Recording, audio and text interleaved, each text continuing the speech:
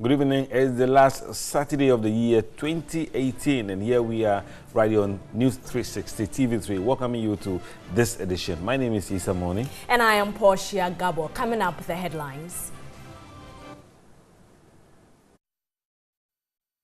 News 360 Headlines is brought to you by Deluxipade, Heaven Black Mosquito Coil and Spray, Calipo, and Nido Fortigro, your love, their future. Chiefs and people of Gambaga lobbying for town to be made the capital of the Northeast region.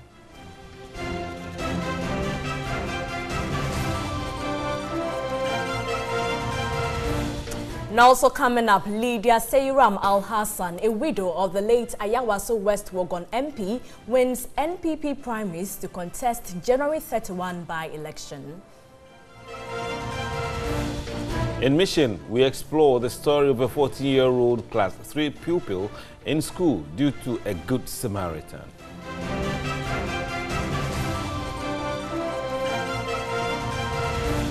On the foreign front, police in Egypt kill 40 militants in raids after roadside bomb attack on a tour bus in Giza.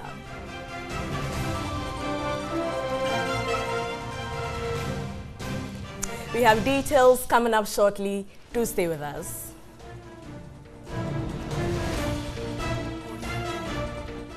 And let's begin with this one. One of the widows of the late Ayawaso West Wogon MP, Emmanuel Chemantie Jakon, has been elected by the New Patriotic Party as the parliamentary candidate for the January 31 by-election. Lydia Seyram Al-Hassan secured 441 votes to see off competition from other candidates. 670 delegates of the ruling New Patriotic Party (NPP) Saturday gathered at the Jaolu Junior High School to elect a candidate to contest the Ayawaso West Wogon parliamentary by-election. The five are Ya Jamra Bwaje, Ato Williams, Victoria Esnam Asa Ofei, Samuel Owusu Amankwa, and Lydia Seyram Al-Hassan. There was some confusion at the end of voting as 9 delegates who could not exercise their franchise were asked to vote even though polling had officially ended.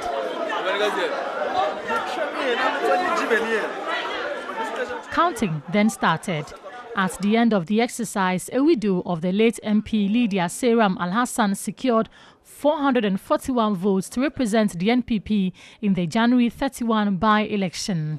I present to you the parliamentary candidate-elect for the New Patriotic Party in the Ayawaso West constituency. Thank you. Ya Jamira Abuaji polled 76 votes, Atta Williams 131 votes, whilst Victoria Esnam Asa Ofei polled 1 vote. Samuel Owusu Amankwa polled 19 votes.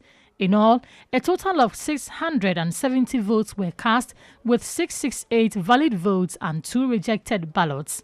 Lydia Seyram Al-Hassan was hopeful of retaining the seat for the NPP. We are in this together. We are all doing this together. The campaign begins from today. Let us all put ourselves together and go out there and face the Lali Brimpong. We've done it before, we can do it again. We are retaining this seat together. National organizer of the NPP, Samia Oku, called for unity to ensure the NDC candidate who lost to the late MP and has been re-elected to represent the NDC is soundly defeated. Let's all of us congratulate ourselves. We've done a good job today, and let's go out there as a team and make sure the NPP brand is stronger on 31st of January 2019. Lydia Seyram Al-Hassan will battle it out with the opposition National Democratic Congress's Delali Kwesi Brimpong. Emmanuel Ejakun died on November 21. In other news, the chiefs and people of Gambaga, spearheaded by the Youth Association, are lobbying government to make Gambaga the capital of Northeast region. Well, this comes after the overlord of Mamprugu, Nayiri Mahama Sheriga, requested for the capital to be in Nalerigu a day after the December 27 referendum. A report by Tanko Mohammed Rabiu. The people of Northeast Region on Thursday overwhelmingly voted yes for the creation of Northeast Region at the just-ended referendum.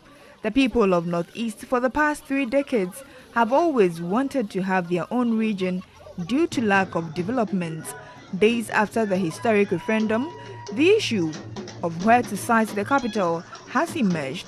The overlord of Mamprugu, Mahama Bohugu Sheriga, was the first to request the siting of the regional capital in Nalerigu. But the youth of Gambaga, also in the East Mamprusi municipality, are also demanding for the capital to be in Gambaga. The youth, chiefs, municipal chief executive, assembly members and opinion leaders in Gambaga met to discuss the way forward for the new region and to demand the siting of the capital in Gambaga. Gambaga used to be the regional capital of the Northern Territories during the colonial rule. Abdel Rahman Osman is the chairman of the Gambaga Youth Association. I want to assure people who have that perception that the Northeast has no infrastructure.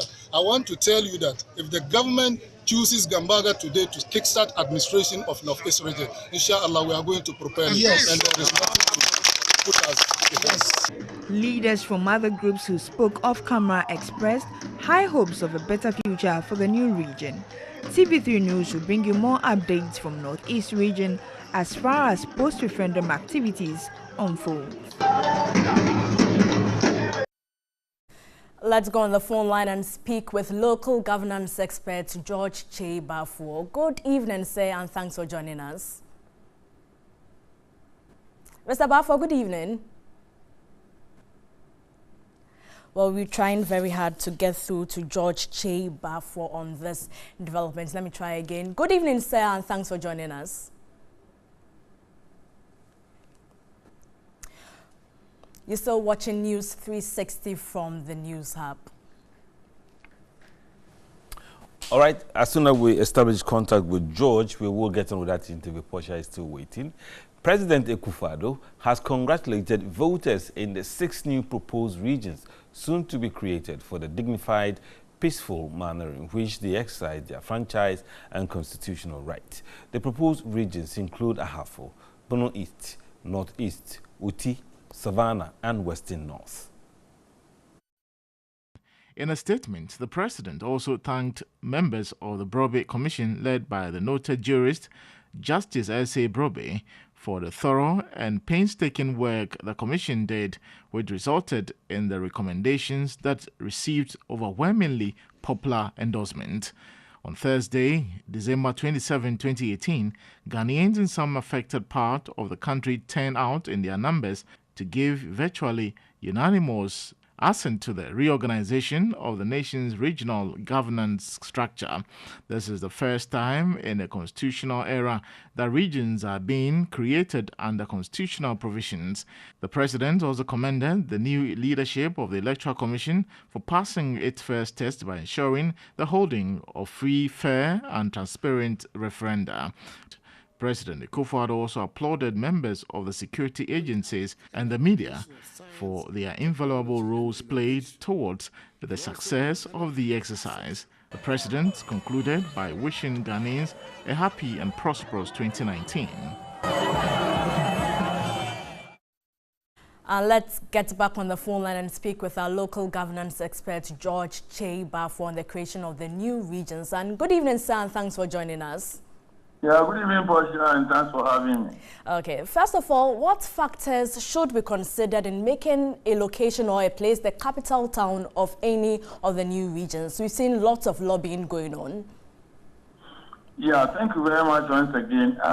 If we look at the constitutional regime as provided for in Article 5, there's no clear-cut.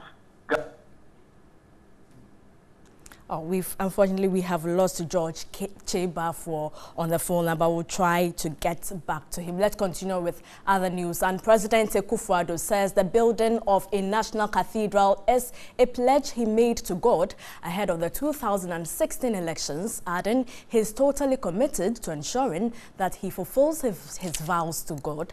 The president did disclose this at the launch of a fundraising campaign for the construction of the project, during which he contributed 100,000 cedis. President Akufo-Addo, in his address, indicated his wish for the building of the National Cathedral not to be a burden on the state. That is why we are mobilizing the Christian community, home and abroad, to join us in partnership to raise the needed resources to build the cathedral. We seek to build this partnership on the rich history of the church's involvement in our nation's development, from agriculture, education, health, amongst others. The church has been a major contributor to our national life and a strong partner of the state, which has chosen for its part to donate the land and a modest seed fund for this development in the partnership. As a sign of support for the coalition tasked to raise funds for the construction of the National Cathedral, President Akufo-Addo contributed a personal amount of 100,000 Ghana cedis towards the construction of the project. I'm aware that there are some who do not share my views on this matter. I respect their right to differ, but I'm comforted in my decision by the vast numbers of enthusiastic supporters of this project, whose spiritual dimension is limitless. Chairman of the fundraising committee and presiding Archbishop of the Christian Action Faith Ministries, Archbishop Nicholas Duncan Williams, said he interacted with the president at a personal level and left with conviction that the plan of the president was divine. This National Cathedral is not about political expedience. And I don't know what the motives of others are, but my motive for being part of this is for God and country. That we will do something that shall cause our name to go down in history. The National Cathedral is a planned interdenominational Christian cathedral scheduled to be built in Accra as part of Ghana's 60th anniversary celebrations. The design for the cathedral was unveiled by President Akufo-Addo in March 2018. The cathedral will have an auditorium capable of seating 5,000 expandable to 15,000, as well as the requisite chapels and a baptistry. The site will also house a music school, an art gallery, and a museum dedicated to the Bible.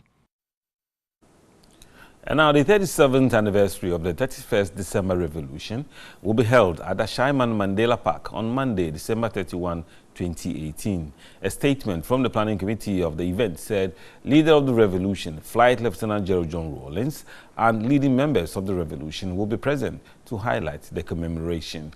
The anniversary celebration will involve a parade, a wreath-laying ceremony, followed by the Durbar of Chiefs and People. Speakers at the Durbar will include presidential aspirant John Dramani Mahama, Alban Bagbin, Ekospi Gabra, Joshua Alabi, Sylvester Mensah, Guzitano, and Nuruddin Idrisu. Other speakers are Ambassador Dan Abudakpi, Akwesio Pomfusu, and Ruth Sedo. The theme for this year's celebration is deepening the core principles of good leadership for political governance.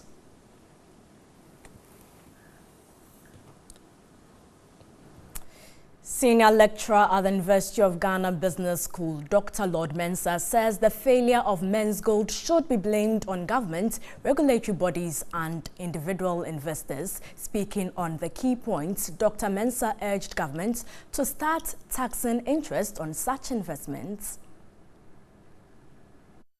In the views of the Chief Operations Officer of Dealers Finance, Joe Jackson, the Securities and Exchange Commission should not be blamed for the crisis facing men's gold. This men's gold saga is very sad, and it's easy for us to sit here and talk about it in dispassionate terms.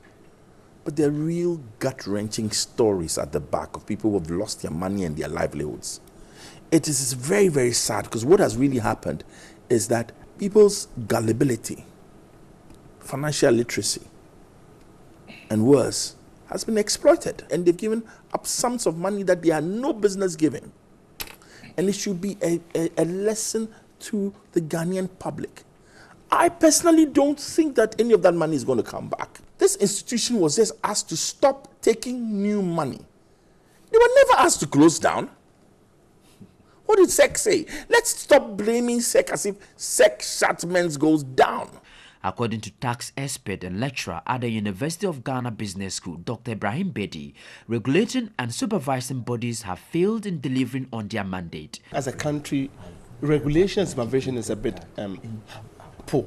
And so once the company started, even for a year, the level of rush in which people took their monies, even if you waited for a month or two, would have still resulted in this. So I think moving on, we should ensure that at the beginning of every venture, the regulator should be particularly a bit interested.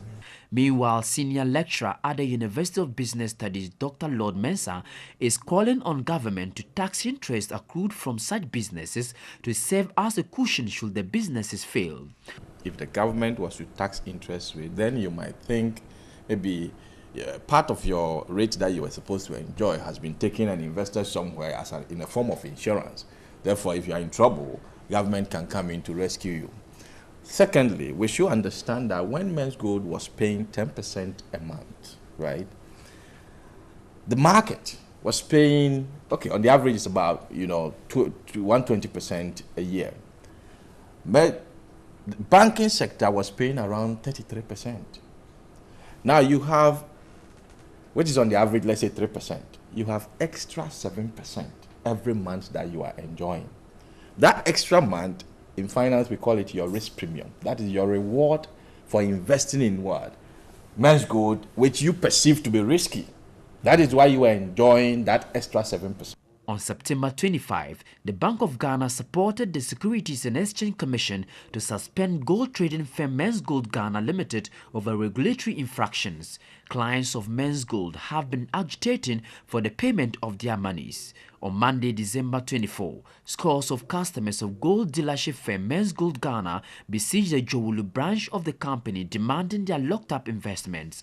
The gold dealership firm has petitioned Parliament to help resolve its regulatory issues with the Securities and Exchange Commission so it can pay all entitlements all these clients. In a petition to Parliament's Finance Committee dated December 3 and signed by Corporate Manager Nanaya Ofe on behalf of the CEO, Men's Gold said it wants members of the committee to intervene in the standoff for the benefit of its customers. Men's Gold was ordered by the Securities and Exchange Commission to stop its gold vaults market operations in August over regulatory infractions. Since then, the company has been unable to pay its customers, said to be in the thousands.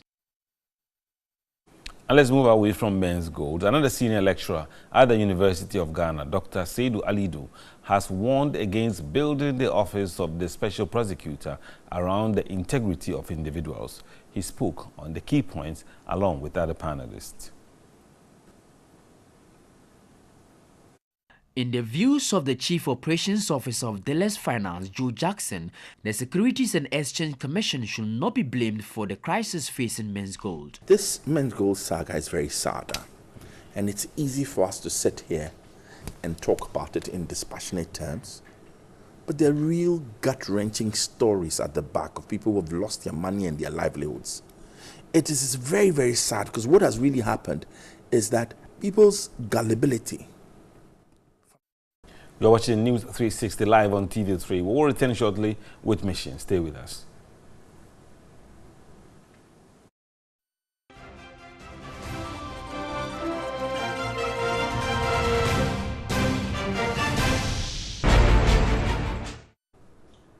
Hello again, it's now time for Mission, and this program is brought to you by Star Ghana with funding from Danida, UK Aid and the EU. Let's go to the Ashanti region where young Fatal was not in school. He used to roam about in Gariba, a village in the central district of the region, until a good Samaritan saw him and took him to school. Bright Nana Amfo tells the story of young Fatal, who is now in class 3 at age 14.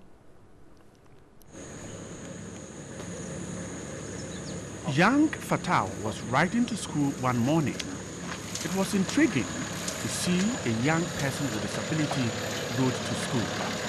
He is from Garibekura, a village in the central district. The journey from his village to his school is about 20 minutes.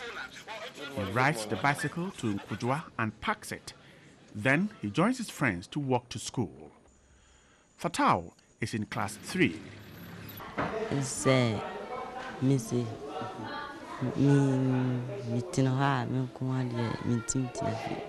school is man Mabanta, Davin Michinosa, and I dream Vantina, Meko school. Yes, Sadia, with nephew granting boy. Fatau told me in Akan, initially, his parents did not take him to school until he convinced them he wanted to go to school. But even after that, he was still at home until a good Samaritan stepped in. Until we school, no, Osha school, we be share now for a teacher for a saying. He should have been in class 6 at 14 years. One day I was coming from my town to school and I saw him at Garba, his village. And then I spoke to him and then I brought him to school personally. He suffered the disability when he was young. His parents did not want him to go to school. The burden of caring for him was a headache. But young Fatau is doing great in school. We have been doing a lot to support him, to encourage him to always come to the school. The school will buy him exercise book that he will need for the term. And then we also exempt him from physical activities in the school that is challenging. So like sweeping, weeding, and cleaning of the compound. He doesn't take part. We don't actually allow him to take part. His teachers have confidence in him. To ensure Fatau is comfortable in school, his head teacher is doing all within his powers to make him comfortable. He is good. Fatau's performance in class is very good. Given the time he came to school and the pace at which he is absorbing or his understanding, I can see that he's very good. When he's given the needed support that he requires, he can perform marvelously well. The Association of Persons with Disability in the district is not leaving Fatau to his fate. Through their share of the common fund, they are supporting him to complete school. Those who are far and their schools are very far from their house, we decided to see whether they can ride a bicycle to the school. So we got 3 people who were given bicycles, 2 were given wheelchairs so that they can move from their place to the school. Several other persons with disability in the district are receiving support to live decent lives. There are about 627 persons with disability in the Sechere Central District. Bright Nanafo, TV3, in Suta. And Fatau is indeed breaking barriers. In other news, the Dafiama Busia Isa district of the Upper West region is empowering women. A cashew project, which started with over 51,000 seedlings, has not gotten to the planting stage. Bright Nana Amfo reports 1,200 farmers are now planting between 1 and 2 acres of cashew trees. They are excited. The excitement is because they will now be able to generate some income. In fact, nursing these seedlings is already paying. She's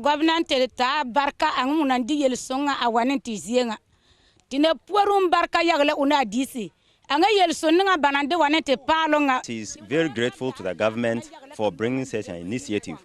She said they have been hearing of cashew is very good for farmers. That is very beneficial. But they were wondering where to get the seedling to transplant. Now that the government have bring it to their doorstep, they will say thank you to the government because they know in future their children will not suffer. The assembly got these women hooked onto government's Planting for Food and Rural Development program. Cashew is to be made a cash crop in the district. Several women earned some money nursing seedlings. The tendency for the people from the north to drift down south to work under plantation crops is there. But now, they went down to work under cocoa, plantations, because the climate here is not conducive for cocoa. But here is the case, we have cashew, which can also do well in the north. So why the need going down south to work under cocoa if you also have your cocoa in the form of cashew? After nursing, over 1,200 farmers have received seedlings to plant. 990 males and 210 females have been put on the program, and over 1,200 acres will be cultivated. Farmers, mostly women, had 1 acre each. they will not be left on their own. Agricultural extension officers will continue to educate women on right agronomy practices. We are always monitoring, giving constant monitoring, ensuring that whatever is required, whatever requirement is in terms of technical support, we give to her. Margaret has cultivated 2 acres. She has about 80 trees. Empowering herself is key in this whole endeavor. She'll be able to look after her family and support her husband. Getting irrigation is key to the survival of the trees in the savannah area. And so after getting funding for farming, the next headache is water to irrigate the farms. The land is mostly dry a greater part of the year, and these women have developed appropriate technology in using irrigation. Keeping the cashew tree moist to allow it to grow well is very important. At this time of the year, we're told that there's some level of moisture in the soil, but when it gets very dry, this is what happens. This bottle is filled with water. It is perforated down there, filled with water, and then it is placed very close to the tree. And then after it's been done, some mulching is done. This is to keep the soil there moist all the time. We're told that for 3 days, the water in the bottle can continue dripping and keeping the cashew tree with some level of water until 3 days after that it can be changed. Margaret will have to wait for between 4 and 5 years to harvest. Aga kwampare ati di anapa hu aga ko dipa kani kan be ko tuturu cashew hu tuturu chun ko libre. From this planting, you can help them further their children's education, because once they were there idling, the children will go to school to a certain level. Because you don't have the financial to support him or her to further education, the person will stop. But because of this family, they can further up their education. Meanwhile, she's intercropping so she can harvest and sell while waiting for the cashew to mature. The assembly says the cashew project is to support women. By 2020, at least every peasant farmer should be able to have at least 2.5 acres of cashew. And this will complement the planting for food and jobs. The planting for food and jobs will give us food security and also create some jobs and some incomes. But the planting for export and rural development is going to guarantee their financial independence, if you like. And as I was saying, this year alone, 2018, the seedlings that we have distributed to farmers is about 51,000, which translated into about 1,200 acres. And as I've said, if everything being equal and they fruit very well, if you do the costing, it will be putting over 7 million Ghana cedis into the package of the various farmers. The Assembly is committed to government's effort at providing jobs for the people, particularly women. The second phase will see 2,400 acres cultivated, and this is expected to provide jobs for hundreds of women in the district. Bright Nanafo, TV3, Busie. And that's it for Mission. And this program was brought to you by Star Ghana with funding from UK Aid, Danida, and the EU. Thanks so much for watching.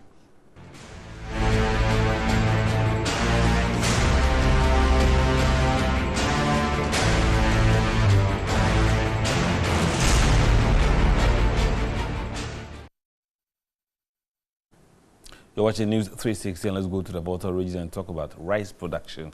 The Korean program on international agriculture, Ghana, COPIA, is piloting 3 new rice varieties in selected districts of the Volta region. 50 rice farmers from Kajibi, Jasikai, Hohoe, and Hu are participating in the program geared towards meeting local consumption demand. Of the new rice varieties, Apran rice, was at the instance of the Crop Research Institute. 2,000 hectares of land is being cultivated in the 4 selected districts where the new variety is being piloted.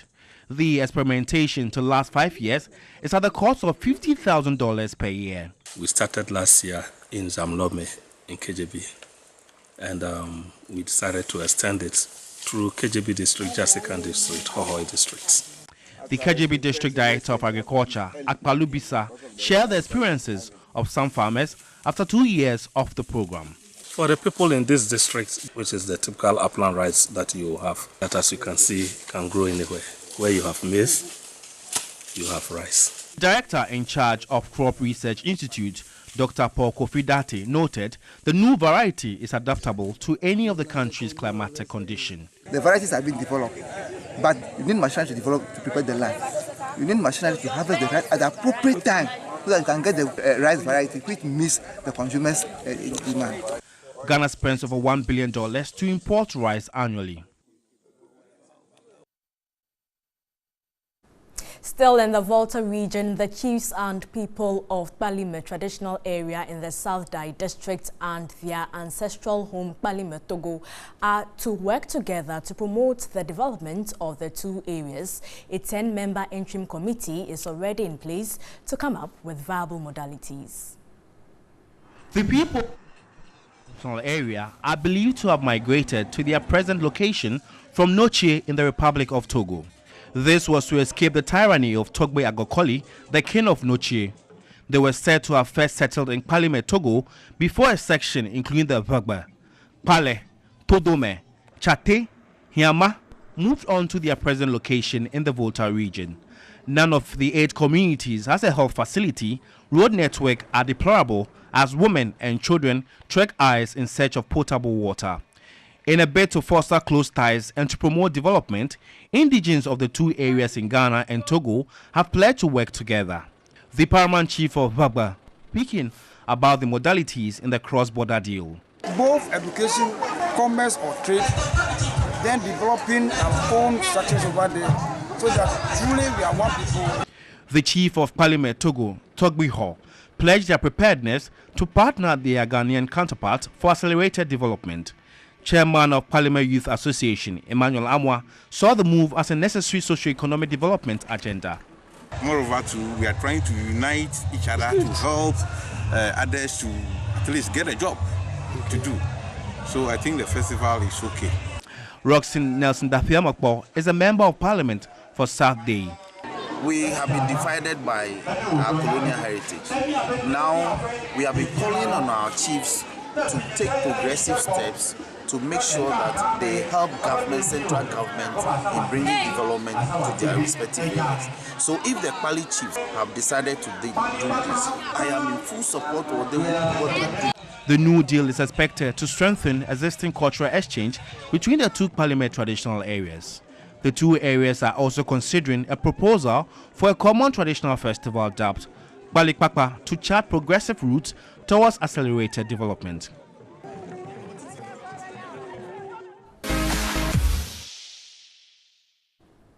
The much-publicized BIM Concert 2018 came up Friday night, December 28 at the Fantasy Dome inside Trade Fair in Accra. 2015 BET Award winner Stoneboy, Morgan Heritage, Sarkodie Samini, among others, thrilled thousands of fans who thronged the trade fair. Naftali Ba has more.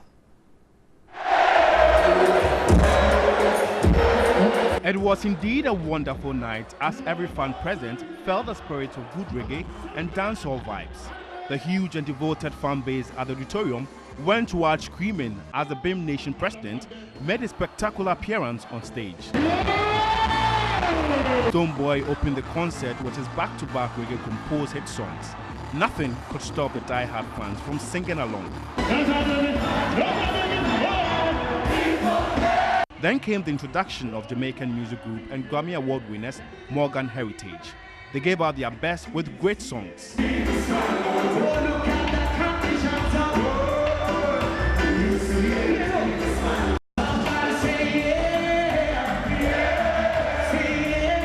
The night also saw an amazing performance from a list of artists built for the concert. Sistefia, Medical, Kiddy, Kwesiatha, Trigmatic, among others, rocked the night.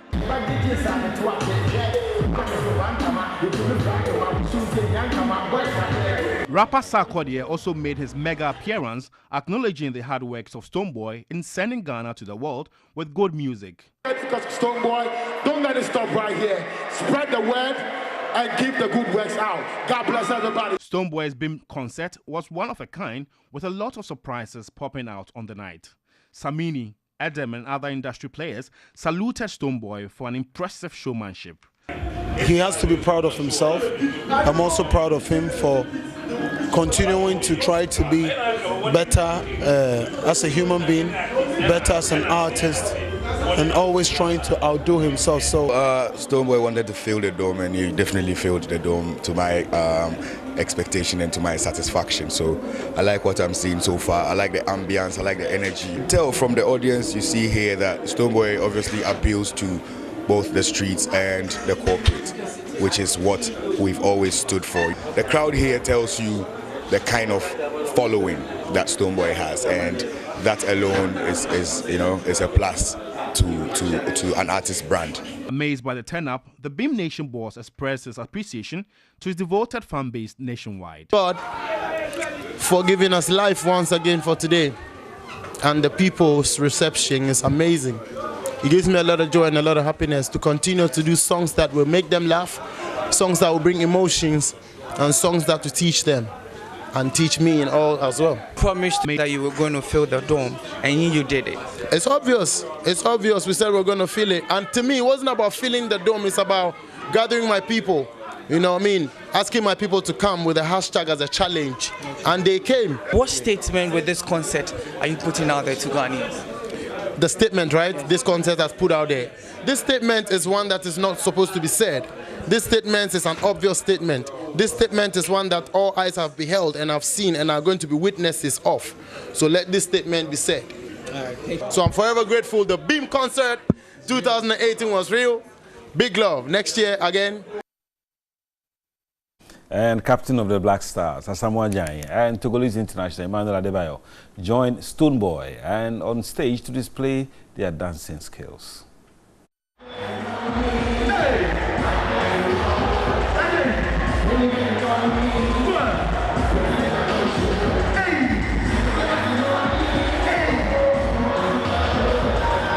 It was a night of fun and dazzling performances. Asamoah Gyan and Emmanuel Adebayo mounted the stage to perform with the Beam Nation boss on their headbanger, Dirty Enemies.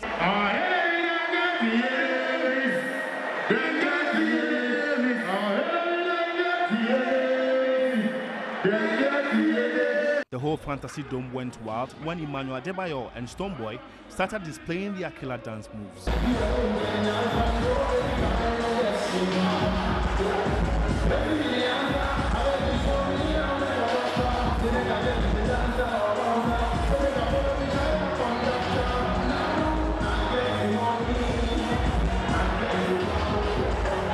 Adebayo's undying love for Stonebwoy's music is just unquestionable.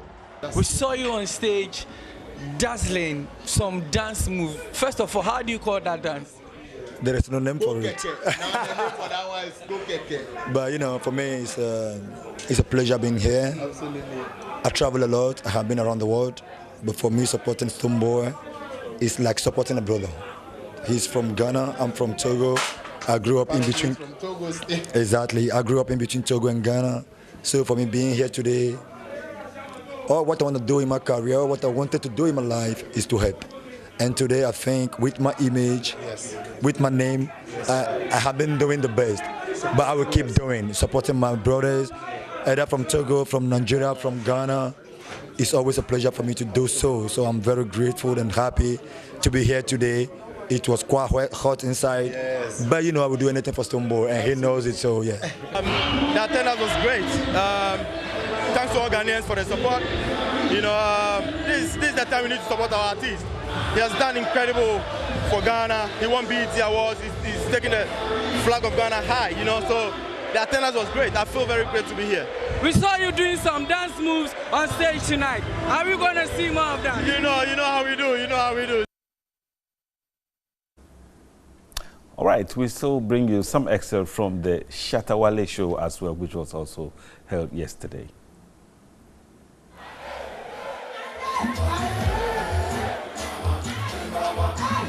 It was a concert to say thank you to fans for the... All right, you're watching NEWS360. We are unable to bring you that. All right, I think the video is back now, so we can see some highlights from the Shatawale show. The crowd thronged the Manchagbona Park in Jamestown, expecting the icon to entertain them all night.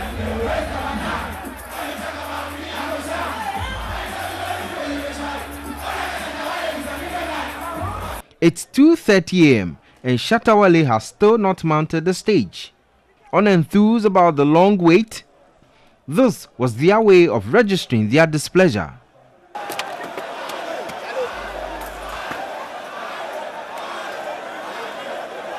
Not even the intervention of Shatta Wale's father, Shatta Kapo, could calm them down. Shatta Wale's entry energized the charged crowd.